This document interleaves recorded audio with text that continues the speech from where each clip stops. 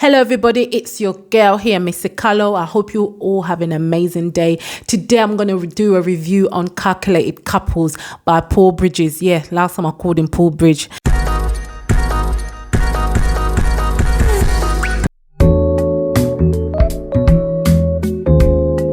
Yes, if you have not watched Calculated Couples yet, head over to my description box. I've put a link there. Go watch it and come back here so we can discuss this part 2.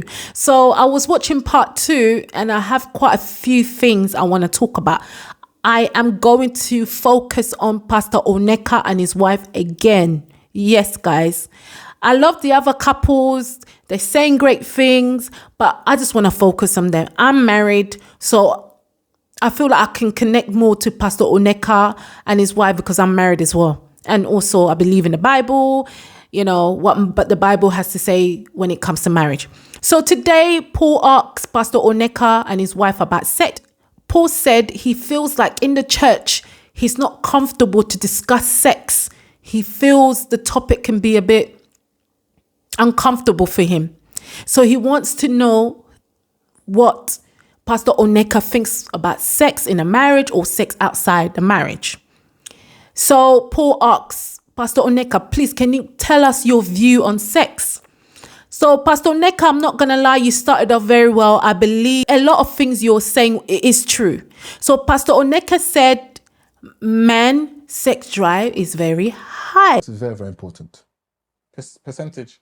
Let's say it's a very high percentage. Obviously, always say that how men need sex. Yeah. Men need sex. I talk about marriage couples, right? So and there can even be tension at home if the wife don't give the husband sex after a period of days. Yeah. Men are wild like that. You get it now. So I feel like it's a high percentage. I can even say 90%. Yeah. So you heard Pastor Oneka and his wife. They'll talk, in fact, men don't have the same sex drive as us women. There are women out there that have high sex drive, but majority is not a lot as men. Like Pastor Oneka said, men need sex. We don't need sex. They need it. So we need to be careful in our marriage sometimes when we're using excuses not to give our husband sex. The devil can enter in that scenario, in that situation, to attack your marriage because you're not giving your husband enough sex. If you're not giving your husband enough sex, there have to be a good reason behind it. And your husband needs to understand that reason. If your husband does not understand that reason, that's when the devil enters and try and destroy your marriage through sex, which is Pastor Oneka. Well, that's what Pastor Oneka was saying, which I believe. So ladies, try and give your man enough sex. Don't use excuses. If you're not going to give him sex, there have to be a very good reason behind which your husband understands. Because if your husband does not understand, the devil will come in and destroy. Temptation will get involved. Your husband might go outside and find another girl or woman is willing to give him what he wants. So we need to make sure that we meet our husband's needs. And most of the husband's need is sex, which is what Pastor Oneka was saying, which is fact. Now, let's hear what Pastor Miles Monroe said about sex and men. The number one need of a male is sex. I didn't say the number one need of a man, because the man is spirit. A man needs God. But the number one need of a male is sex. Why? Because the male is designed by God to be a progenerator. That means the male is always full of seed. His purpose in life is to provide seed. That's why every male right now is carrying 500 million sperms in his loins right now. He's a seed carrier. So his number one purpose in life is to provide the genes or the generations or the generations, the genes for the generations. So a male is designed by God to produce generations. That's why when God wanted to create a nation, he never went to a woman, he went to a man, because a man carries the generations. He said, Abraham, a nation shall come from you, and Sarah will incubate the nation. So the man needs sex. The man doesn't want sex, he needs sex. The same thing Pastor Miles Monroe said, the same thing Pastor Oneka said. Men need sex. Men have high drive. when it comes to sex. I believe Pastor Neka said 95, and I believe Paul said us women around 40. I have not investigated the sex drive that men and women have, but I know men is higher than us. Now, this is where the problem, or where I have disagreed with Pastor Oneka. Let's see what Pastor Oneka said about us women giving our husband sex with no excuse. Paul, let me just make it clear. I'm talking about married couples. Whether your wife is tired, she must give you sex. Otherwise, there'll be contention and tension in the home. And there's another woman out there wishing they have a chance to give you what your wife is struggling to give you. So, wives, whether you're tired, give your husband sex. And husbands, also be considerate. Be considerate. I don't understand Pastor Oneka.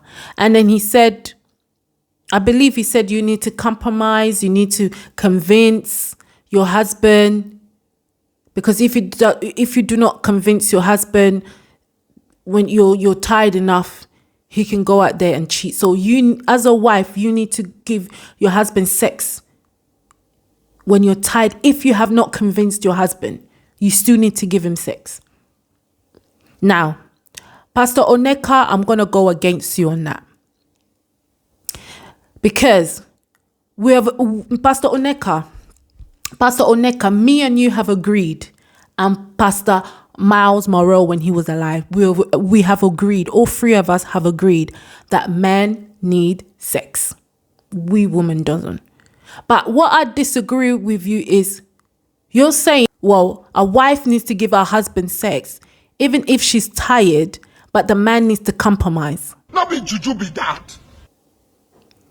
For me, a man needs to understand how he gets sex in his marriage. How would he get enough sex? So you men are the givers, you give us. We are the receivers. So if you want to have enough sex in your marriage, you need to look at how often are you giving husband for you to receive from your wife. Because we are the receiver and you guys are the givers. You give us and we receive. Is God. What I mean by that is, us women or wives, we want to be looked after, loved, cared for. That's what we need. Affection. So you men, you need sex. We need affection. If you men are given enough affection, you get enough sex. Affection does not mean if you have given me affection today and I'm tired, I'm going to give you sex. No, it just means you're going to get enough sex at home because you're giving me enough affection.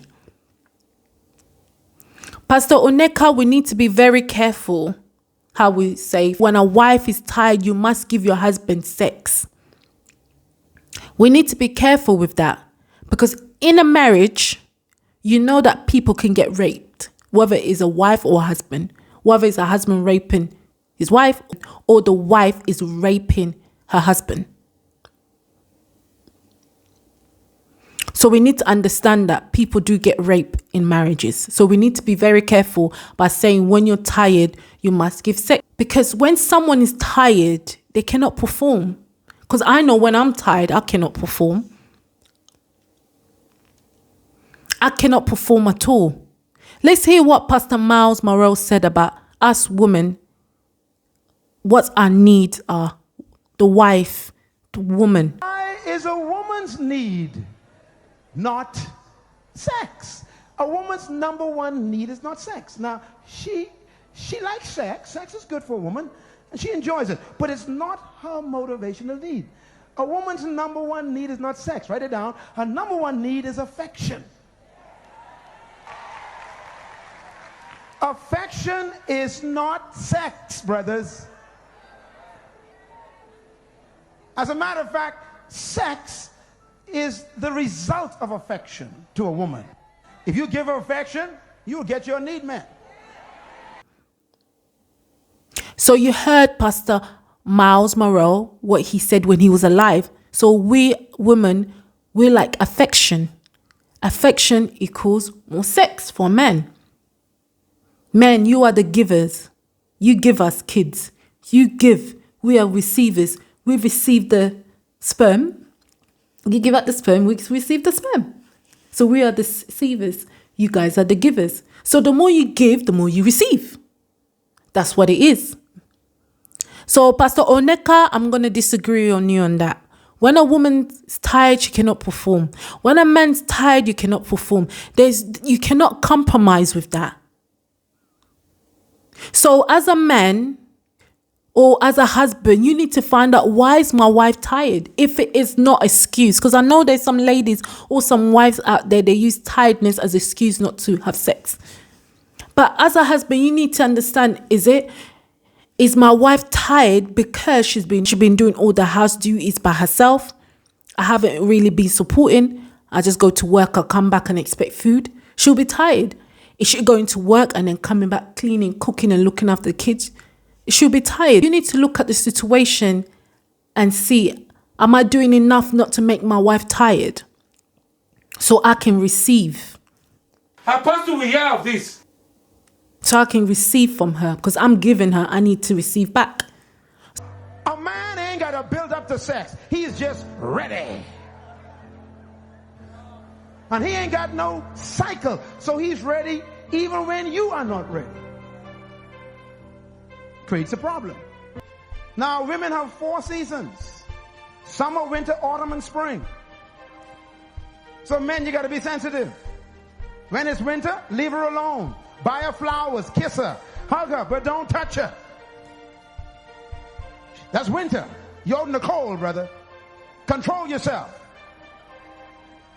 Then there's autumn. Autumn means that things begin to change, begin to warm up a little bit, but you still ain't interested right now. Then spring comes. Spring means everything's coming back to life, baby. You just get it on here. Then summer comes. Oh, it's so hot. She grabs you in the bed. Come on, yeah. And then there's winter again. You out in the cold again. So men, we got to be sensitive. Even though you're ready all the time, she ain't. So you need to look at that. So you need to find, what can I do to make my wife not tired? Affection. Make sure I'm giving her enough affection. So even if she might be tired, but the affection you've given her has given her energy. Somehow we need energy. Because sometimes, guys, sex is all in the mind. Yeah, sex is all in the mind to perform very well. You might be very tired, but you just, some energy just gets into you once you think about it. Once you think about the good thing probably your husband or your wife is doing for you, the affection, especially as women, as our needs is affection, having the right affection for men. So when we think about the affection the man is giving us, maybe the tiredness will go away. But if we're thinking this man don't do much, he doesn't give me the right love, he doesn't give me, the right attention, the right affection, I can't be bothered, I'm tired. So as women, we look at all that. Pastor Oneka, a wife should not give her husband sex while she's very tired. And the husband, you need to find out, first of all, why the wife is tired in the first place. Are you giving her enough affection for her to have enough energy to have sex? And you need to remember, couples, husbands, wives, people do get raped in their marriages. That's one thing you need to remember as well.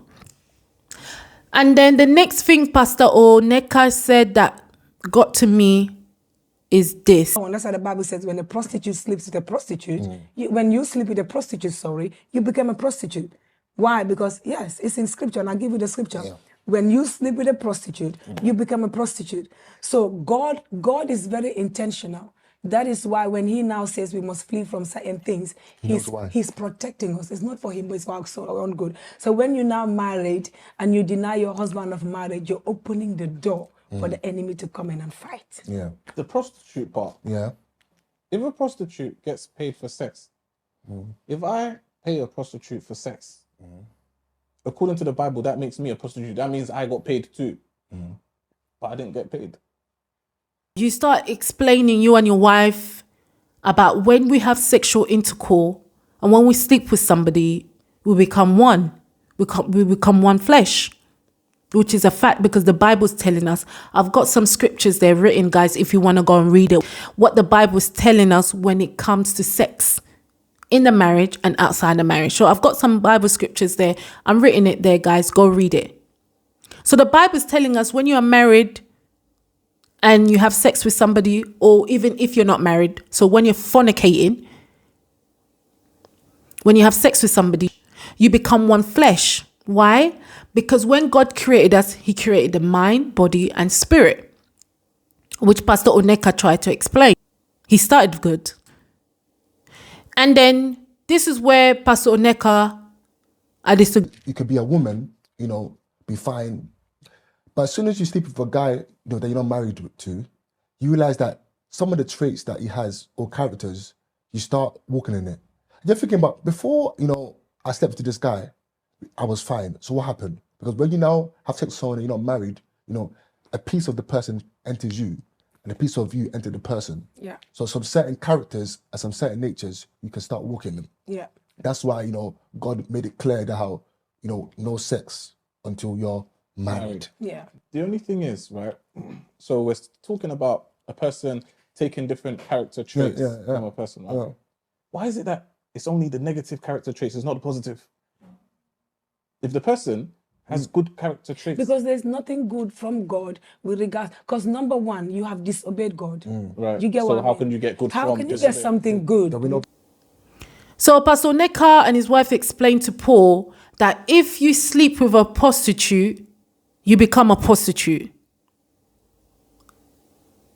So does it mean if I sleep with a wrestler, I become a wrestler? I start to wrestle people. Please, Pastor Oneka, can you explain to me, if I sleep with a fisherman, do I become a fisher lady or a fisherman? I become a fisherman or a fisher lady, whatever they call them, if I sleep with a fisherman. Please, can you explain that? Even Paul said that. How can I be a prostitute? Because I'm not going to be having sex for money. They said, no, you get the characteristic of a prostitute and the traits from a prostitute. So it makes you a prostitute. So Paul asks, how come I don't get the good character of a prostitute? Why is always the bad? Oh, because you're fornicating, you're sinning. So when you fornicate and sin, you're only going to get the bad character. Pastor Oneka, I understand what you and your wife were trying to say, but the wording of it was wrong, I guess. The deliverance of it was completely wrong. Now, the Bible's telling us we're made of what? Body, mind, and spirit. So when you sleep with someone, you become one flesh. Your characters do the same. Your traits are still the same. If you're a liar, you still be a liar. If your character, you lie a lot, you're still going to lie. You're not going to change. So what the Bible's telling, I'll put up the scriptures again, what the Bible's telling us for this part. What the Bible's telling us again is, because we're made from spirit, mind, and body, what can transfer to each other in the bodies? My spirit can transfer into another spirit of a person. Someone's character or trait cannot transfer into somebody else. You cannot transfer somebody's character to another person's body. It's impossible. The only thing can enter somebody or transfer into somebody's body is spirit. I think Pastor Oneka, that's what you tried to say, you and your wife, but you end up saying character and traits. It's actually spirit that enters us. When we're born with the Spirit of God. But living in this earth, sin, because we were born as a sinner, and because the devil is rolling around in this earth as well, he's looking for a body that is weak enough for him, for evil spirit to enter. An evil spirit cannot enter your body without your permission. So what you do in your life, how you carry your life, opens door for any spirit to enter, whether it's the Spirit of God or the spirit of the devil. I say when we're born with the Spirit of God, because you were born a sinner, but we have not sinned yet when you're born as a baby. But the more you learn good and evil, you're opening doors. Your body's opening doors to spirit to enter, whether it's good or evil. From knowledge, the knowledge we gain on this earth opens door to spirits. So when you sleep with someone, you become one in the flesh and in the spirit. So it's also bad spirit entering a body when it transfers in your body. I hope that makes sense. So when you sleep with someone, that person's spirit and the other person's spirit enters each other. So you might pick up a bad spirit. That's what it is. It's a spirit. Evil spirit can enter you. When the evil spirit is transferred in your body, the effect it has is not your character. It's more about, it can cause limitation in your life. It can cause problems in your life, but your character is still the same. Your traits are still the same. So when you sleep with someone, you become one and the bad spirit has entered or transferred in your body. For example, a woman, when she gets married, she might not get pregnant anymore because there's an evil spirit in her because she slept with this person and the person's spirit has transferred into her body. Another problem could be when you sleep with somebody and the evil spirit has transferred into your body. It can cause limitation when it comes to your career. Like you're looking for work, you can't find a certain job, you want to go into CEO, it's just putting limitation. It can be anything. It can limit you not to get married. That evil spirit even can become your wife or your husband in a spiritual way. So there's many things the evil spirit, when it enters your body, it can do to it. That's what the Bible's warning us about fornicating. The Bible warns us that sex is very powerful. You become one when it comes to your spirit, body and mind. So Pastor Oneka, you don't have the same characteristic and traits as your wife because you and your wife have slept together. You become one. No. It's the spirit, your wife's spirit has transferred to you, or your spirit has transferred to your wife. So just pray that your wife hasn't got no evil spirit, or pray that you don't have no evil spirit that transferred to your wife. That's what it is. Your wife still has her own characteristics and traits. It's different from yours. So, guys, be careful who you sleep with because you don't want to get anyone's bad spirit entering you and it's affecting your life in the future. You can't give birth. It's affecting your marriage. You can't get married. It's putting limitation when it comes to careers, or you get addicted to drugs. So there's many things these bad spirits can do in your life if you sleep with someone outside marriage. Because marriage protects us from this evil spirit when you get married. Because that's your husband. You know. Oh, that's your wife. So being in a marriage kind of protects you from this evil spirit coming in because you're not fornicating. The marriage is blessed by God. So God has removed any evil spirit in your marriage. So Pastor Oneka, well, you have not transferred any evil spirit to your wife, I know. And your wife have not transferred any evil spirit, I know. Okay? So, Pastor Oneka, I disagree with you when you said wives give your husband sex even when they're tired. No. Husband, you need to understand why your wife is tired in the first place. Are you giving her enough affection? Because we want affection. You need the sex. So you need to what? Give in order to receive.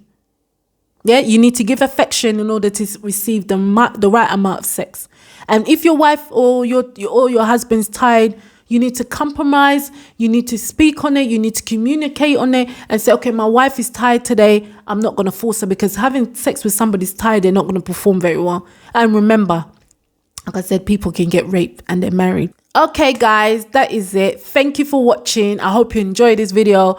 Don't forget to subscribe, comment and like, and hit the notification bell. And then watch my other videos at admiring Jada, and also my part 1, blame God, when I spoke about Pastor Oneka and his wife, saying that God chosen them to be together. So God is God's choice for them two to be together. So watch that video. I speak about if God chooses our spouse, or is everything our own decision when it comes to picking our own husbands and wives. So I'll see you guys in my next video. Ciao, ciao.